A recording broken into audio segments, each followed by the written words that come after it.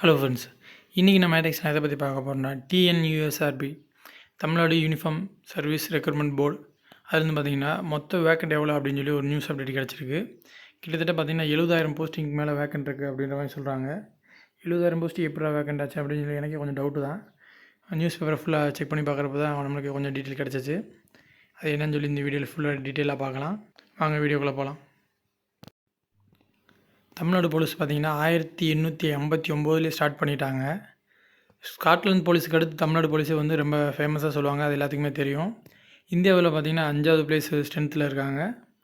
மொத்தம் இதில் working strength பார்த்திங்கன்னா கிட்டத்தட்ட 1,33,892 பேர் ஒர்க் பண்ணிகிட்ருக்காங்க ஸ்டில் டேட் வரைக்கும். அதில் பார்த்திங்கன்னா 11 டிஜிபி, 22 கூடுதல் DGP, 44 IG, 33 DIG, 173 SP, 3,361 inspector, 11,355 sub inspector, அதுக்கடுத்து பார்த்திங்கன்னா லாஸ்ட் கடைநிலை காவலர் எல்லாம் சேர்த்து 1,17,654 பேர் ஒர்க் பண்ணிகிட்ருக்காங்க. இன்னும் தேவைப்படக்கூடிய போஸ்டிங் எவ்வளோன்னு பார்த்தீங்கன்னா 69,858 போஸ்டிங் தேவைப்படுது அப்படின்ற மாதிரி சொல்லியிருக்காங்க.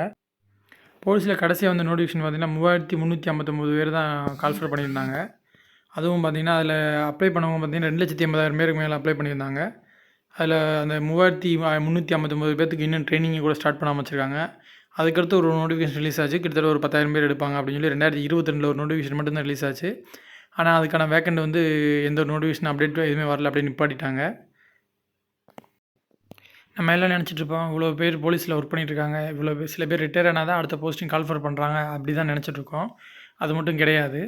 தமிழ்நாடு போலீஸ்க்கு பார்த்திங்கன்னா இவ்வளோ மக்களுக்கு இவ்வளோ போலீஸ் இருக்குன்னு ஒரு கணக்கு இருக்குது.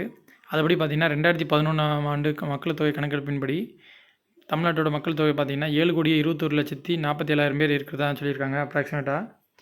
இதில் வந்து பார்த்திங்கன்னா ஐநா மனித உரிமை ஆணையத்தில் 1,00,000 மக்களுக்கு 250 போலீஸ் இருக்கணும் அப்படின்னு சொல்லியிருக்காங்க.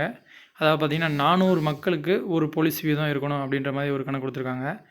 ஆனால் நம்ம தமிழ்நாடு போலீஸில் எப்படி இருக்குது பார்த்திங்கன்னா 608 பேருக்கு ஒரு போலீஸ் கணக்கு தான் இருக்குது.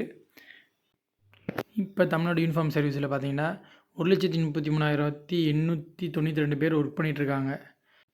மொத்தம் இருக்க வேண்டிய போஸ்டிங் பார்த்திங்கன்னா 2,37,050 போஸ்டிங் இருக்கணும்.